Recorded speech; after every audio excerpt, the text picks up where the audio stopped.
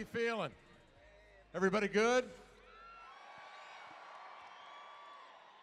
Damian and CJ, let's start off the question and answer. How do you feel when you see all these Blazer fans lining up out here in that warm northwest rain, just trying to come in here, get a glimpse of you in the squad? Damian, what about it? How do you feel about that? I mean, it doesn't surprise me. You know,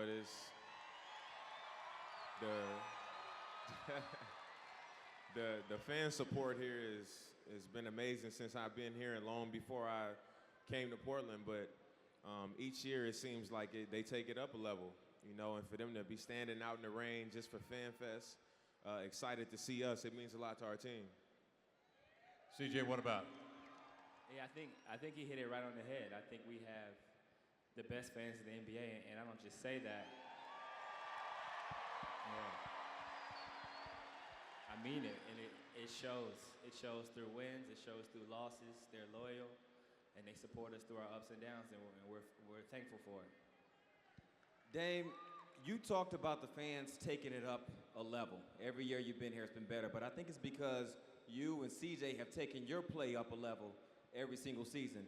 For guys that are as elite as you two, when you get in the offseason, how do you determine what you're going to work on? I think it comes down to, obviously you have the exit interviews with the staff, and they kind of tell you how the season went, and it's up to you individually to figure out what you need to improve on, figure out ways to attack it, and our staff does a great job of preparing us, you know, working with us in the summer, flying to different cities and meeting us there. And a lot of it comes through film study. So breaking down film, seeing your deficiencies, seeing what you're good at, and just figuring out ways to continue to gain that edge. It's important in the offseason you guys get together. So whose idea was it to get together in San Diego the last couple of summers? Did that start with you or the group? It was me and CJ. You know, we spent a lot of time together in the summer, and last year when we got a new team, we said, you know, why not get the whole group together, get to know each other, and try to build a culture. You know, let guys know what it was and how we do things here. And everybody was on board, so it really helped us get off to the start that we got off to in our first year. So step us through what you're doing down in San Diego. Are you all out on the SS Minnow, out there deep sea fishing, or what? I mean, what are you doing? Nah, I mean we get together, we get up in the morning, we work out, we hoop together, and then afterwards, you know, some guys will go to lunch. Last summer we went to a Padres game. Then we'll go to dinner, but this year it was like we couldn't get away from each other. You know, I even got mad a couple times because we all go to dinner and, you know, it'll be 5 of us to begin with. And then by the time we leave, the whole team would be there. And then I'm like, man, I don't want to eat with y'all because we got to wait too long for the food. You know what I mean? It's too many people at the table. So, you know, but it's a good thing for us. And I think it does a lot for our team. CJ, who's picking up the dinner tab ordinarily? Is that on you? Well, I picked up a couple of them, but I'm thankful to be on a team where a lot of guys have a lot of money. So it's not one of those situations where guys are shying away from it because Mr. Allen took good care of us this summer. And a lot of guys have those short arms too, don't they? Yeah, it's encouraging to have at the top somebody that believes in you and believes in the championship dream, not only to talk about it, but to write the check, right? Yeah, I mean, I think with Mr. Allen keeping all the guys here, you know, it showed that he had faith in our roster. Having a young team and how hard guys work, it's just showing that we wanted it. You know, we came out last year and we surprised a lot of people. And he showed faith in that. You know, he showed faith that we can take it up another level, and you know, we could bring 1977 back.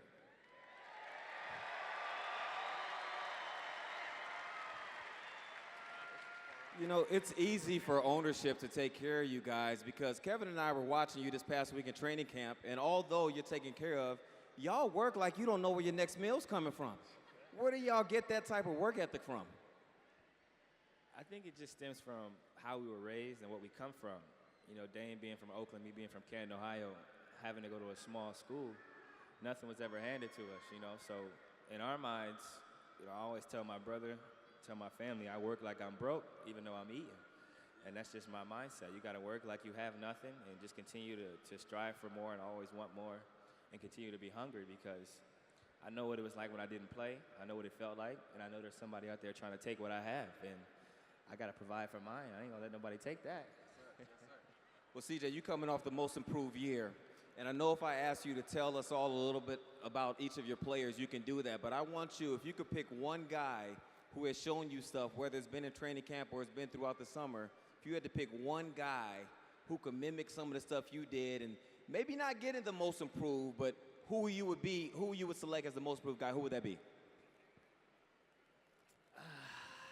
Put me on the spot. They're Be probably smart. back there watching. I mean, you might want to pick a big man. You're going to need some screens. They're probably back there watching right now. I'll give you three. I like Mo Harkless. He's looked really good. That's one.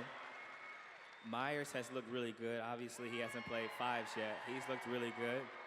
And I like Shabazz game. I like Shabazz game. Yeah, he can hoop. Yeah, Napier's an interesting guy because he's had a couple stops in the league, but he's a young guy. CJ, you talked earlier in camp about this.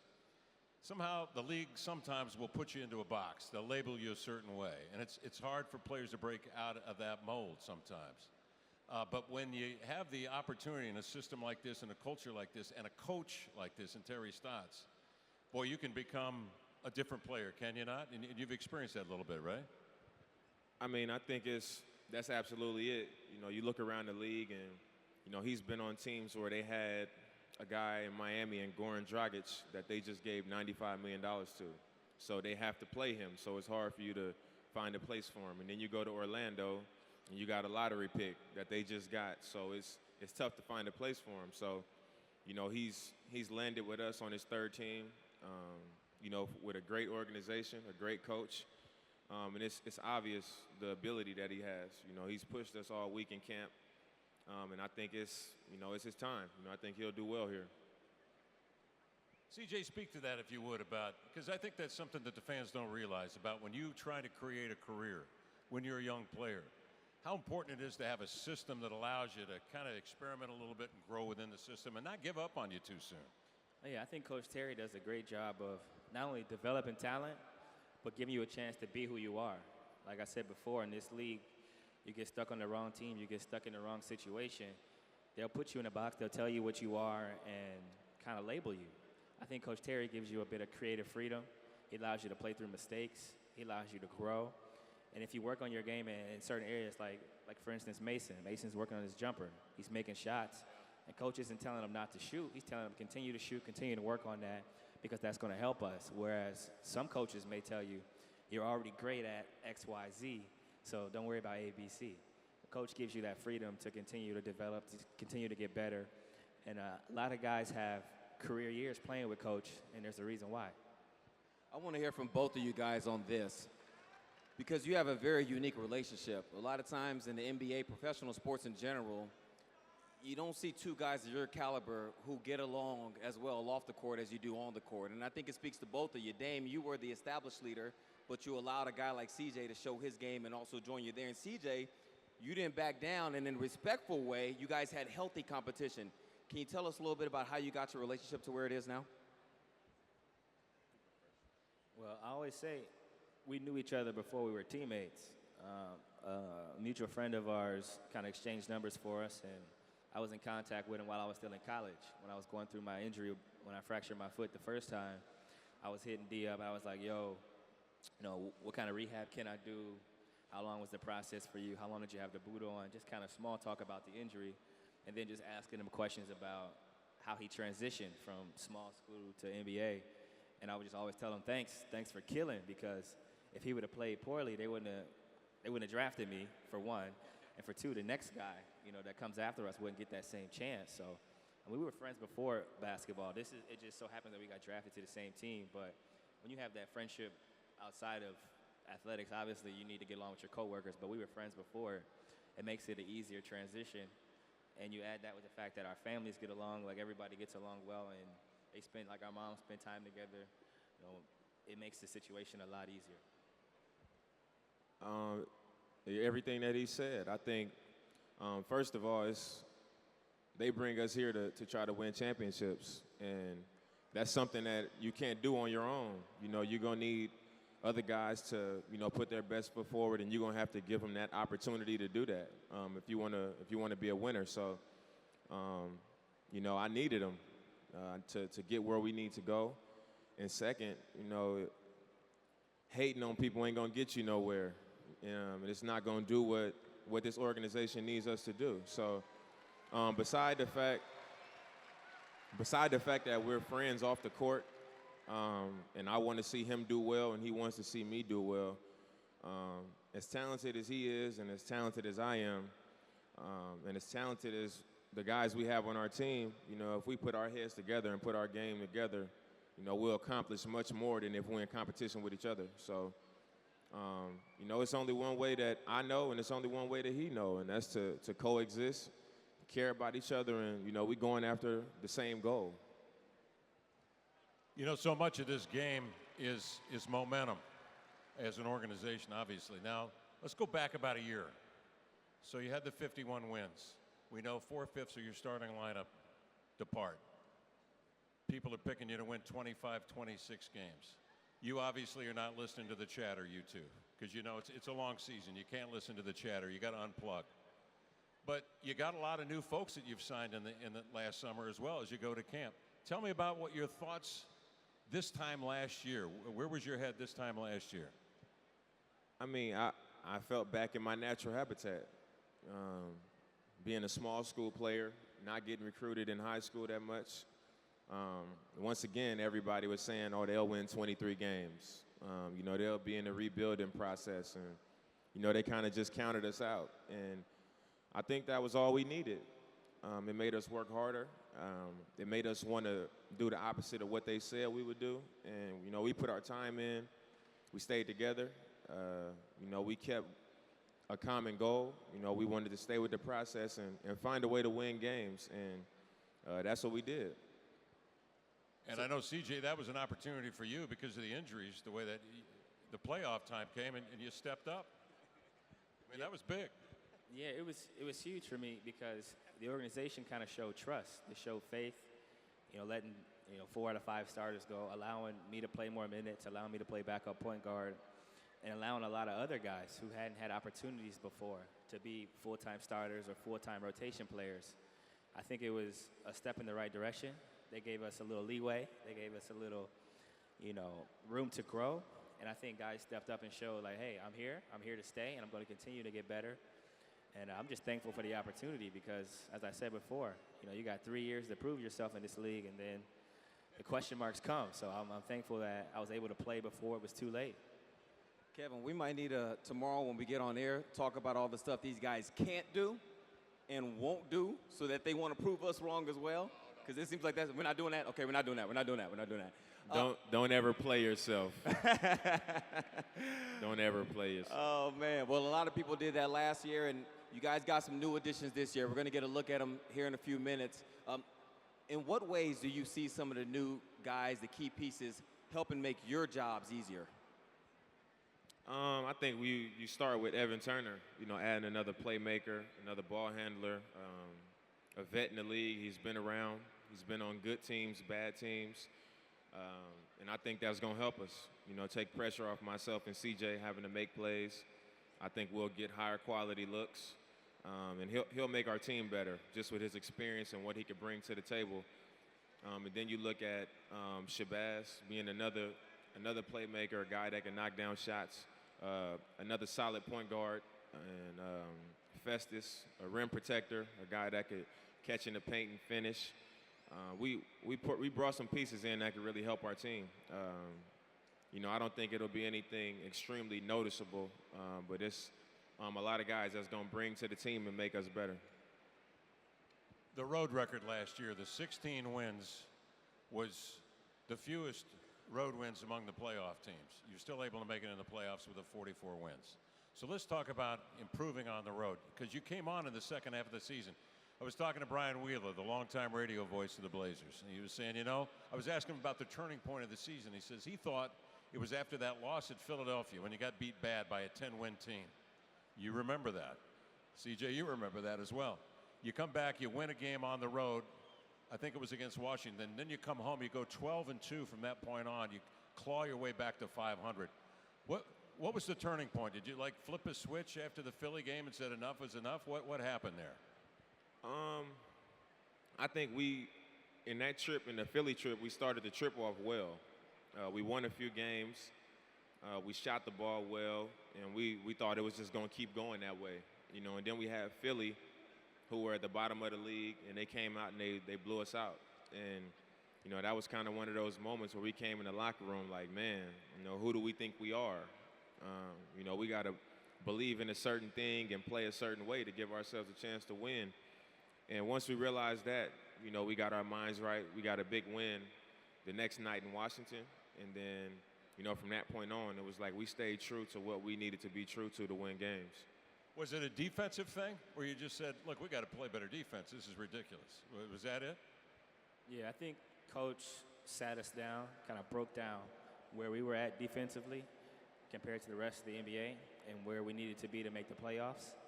And he basically said if we can get into the top 15 for defensive rating for the rest of the season, he actually guaranteed that we make the playoffs.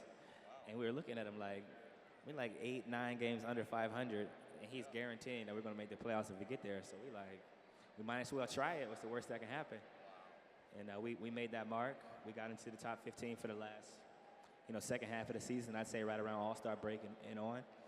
And I just showed that we can do this for long periods of time. We can be really, really good on both ends on the floor. Because, gentlemen, I think you agree, 44 wins was the 5th seed last year. I don't think that's where the West is going to be this year. You, Damian, I think you better have a lot of wins in your pocket just to make the party, don't you think? Yeah, I think 44 wins in the West, that's usually 9th, 10th place. Last year was a down year in the West, so, you know, we got 5th spot with 44 wins, but everybody got better this summer, so I think it's going, you know, that won't get it done this year. Everybody got ready. Everybody got better in the West. You hear that? You got Utah coming in tomorrow night. I don't know about you, but I'm jacked. I'm ready to get going. You guys ready to go? I mean, really, come on. Absolutely. Come on. Let's go. Tomorrow night, right here. Yeah, I'm ready to play. The summer was long enough. Now, you were saying something yesterday that was interesting. So you don't play any pickup during the summer? No, None. I just work out. I mean, we play 82 games plus playoffs, preseason. You know, that's a lot of wear and tear on our body. So I play a lot of minutes, you know, and I plan on being out there every game. So, you know, it don't make sense for me to be out there in the summer breaking my body down when I don't have to. Utah coming in tomorrow, but Kevin and I were on the Rip City Relay last week visiting all the great Blazers fans around the state, and one of the top questions we got was about Golden State and the acquisition they made. How much attention, yeah, you can boo. I hear the boos coming. We were booing them too. Go ahead. Get it out of your system. Boo them. How much attention do you guys pay to that type of stuff around the league when those types of big moves are made? CJ, I want your answer because you gave me a chuckle when I first asked. I want to hear from you. A wise man once said not to worry about they. They ain't got nothing to do with me. I do my job. I get ready to play. And they got enough to worry about over there in the Bay. We got enough to worry about over here in PDX, and that's just my focus. So I never worry about another man or what another man's doing or what another team's doing. Very nice. The focus on the here and the now. We're going to see some interesting combinations in preseason, are we not? I mean, Terry's got a chance. He's like the mad scientist. He's going to pour some of this in this beaker and some of this in the test tube, right? It's a chance for experimentation. I can see a super small lineup out there with you two and Shabazz and I don't know, maybe Evan at 3 and Aminu at 5. I think with the depth that we have now, you got to mess around with lineups. You know, we can play big, we can play small, we can play shooting lineups, we can play defensive lineups. You know, we got a lot of things you can mess around with, especially with teams going small. You could have a lineup with me, CJ, Shabazz, Mo, and AC. You know, you just never know, you know, with the way the league is going. So it's going to be a lot of lineups messed around with. Now, you two guys were second only to those Golden State Warriors, who we will not mention. in terms You can of mention them. combined threes made. There's obviously the emphasis on shooting the three, even with guys that aren't known as somebody that shoots the three. And I'll give you as examples A and B, exhibit A and B, and that would be Harkless and that would be Aminu. The way they came on, particularly in the second half of the season, shooting the three-point shot. Talk to me a little bit about the importance of the three in your system. And some of Terry's rules. Because I know he's got rules for the three, but you two have exceptions to the rules. I mean, it's not even something where he's just like shoot a bunch of threes. It's become so much a part of the game. And you got so many teams shooting a high volume of threes that if a team's out there shooting all threes and we shooting a bunch of twos, you're going to lose the game. They're going to outscore you. And it also helps getting in the paint. We like to get into the paint, draw and kick, get easier shots. CJ as well. So when you got guys like Chief, you got Mo, you got Myers, you got guys that can make that shot, it's easier to get to the rim. So, it only makes sense that you open up and you take that shot because so many teams take it. And the only guys that can dribble up in transition and pull up and shoot a three are these two gentlemen right here. So if you see Terry get a little out of shape, a little bent out, if it's somebody other than these two dribbling up, shooting the three, it's why they've broken the rules. But on the other hand, he wants you to shoot open threes. Anybody on the club, am I right? He for sure encourages guys to shoot threes, but he encourages guys to work on it in practice first. There's no experimenting in game situations. I think that we do a lot of shooting in practice, a lot of shooting drills, 100 threes, where we're getting threes off the move, catch and shoot, pick and roll. Once you pass that test, you can come out here when the bright lights are on and perform. So what are some new things we can expect to see from you two individually? I alluded to the fact earlier that you're pretty elite in almost every aspect of your game, but what are some things differently, whether it's finishes with the left hand in the paint, the type of pull-up threes you shoot? What are some new things we can expect from you two? I think the number one thing you can expect from both of us is improving on defense. We can score with the best of them, but if we want to take the team to that next level that we want to get to, we got to defend better on the perimeter. And we've both taken the time to get our lower body stronger, to come in shape and take that challenge on the defensive end of the floor. Now, is the addition of Evan Turner, is that going to help you guys a little bit? I mean, a bigger guard who can play some of those bigger twos, presumably, either coming off the bench or starting. We don't know that. That'll work itself out. But that's, I think, one of the skill sets that obviously makes his presence exciting, or has to be, for you two guys. I mean, Klay Thompson being a classic example, a big two guard like that. To have another ace in the pocket, another defender to run out there at him, wear him down a little bit, that can only help. I think it does help, when you come deeper in the backcourt. And it also helps on the offensive end, having somebody like E.T., because now instead of Klay Thompson trying to come and guard one of us, we got a bigger guard that can play on the block. He can make plays. He can bring the ball. So that might mean another defender has to come to us. And, that's an advantage for our team. So having him is going to make our team much better. I want to ask you, when you two are playing together, and with your playmaking ability, CJ, I mean, you're interchangeable. You guys can play both off or point guard. Am I right? And you feel, seems like you're very comfortable doing so. Are we going to see more of an emphasis on that? Maybe the ball on CJ's side, you're coming off his screen, doing some things off the ball? Yeah, I think that's something we got to do. Just so the defense can't focus on stopping me when I have the ball or stopping him when he has the ball. We got to keep him off balance. Let him handle, then I handle, then maybe E.T. handles, just to keep the team off balance instead of seeing the same guy in front of him and being able to load up and try to stop us. I think that's making life too easy for him. You like distributing the ball, running the show, calling the sets? Yeah, I'm getting a lot better at understanding, what Coach Terry wants, understanding how to get guys in certain spots, and with that being my first full year playing in the NBA, I feel like I can improve a lot of ways, and I think one of them is distributing. being more efficient with my assist to turnover ratio, and I think that'll show. Dame, you mentioned the word championships earlier. Have you seen Festus Ezeli? What does he bring to the team so far in terms of championship mentality? I think he's used to winning. When guys come from winning organizations or, a winning environment, they come with those habits. And, he's not a quiet guy. He'll speak up. So I think a lot of his habits, he could help guys on our team develop those kind of championship habits. Things that he does on the court, how he behaves in the locker room, things like that. I think he can bring that to our team as well.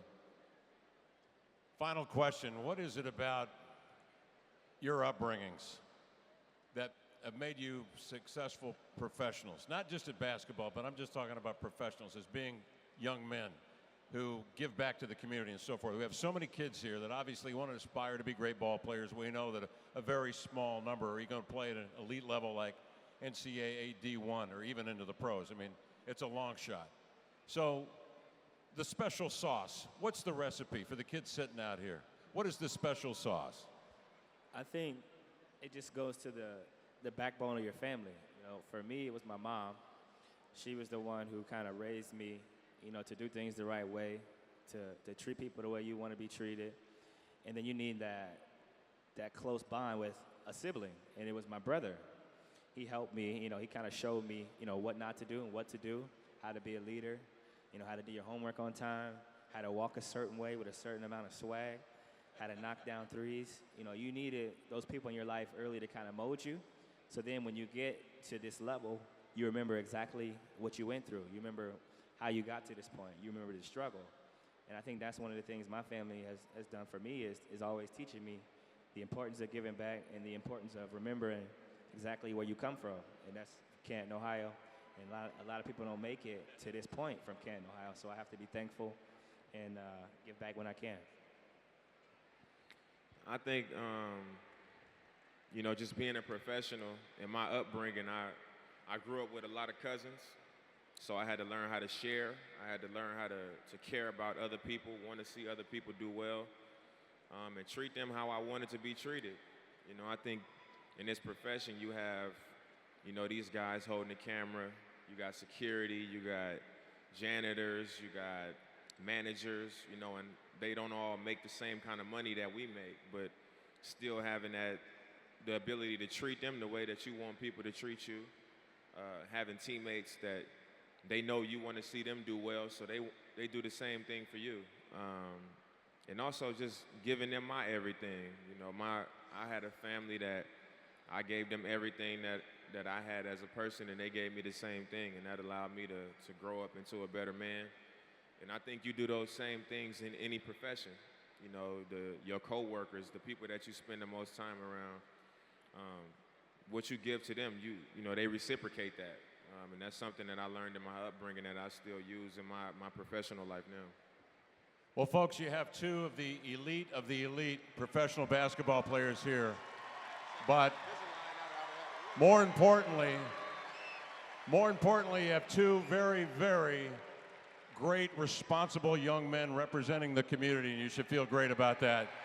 CJ, thank you. Damian, thank you very much. Let's get it on. Are you ready? All right.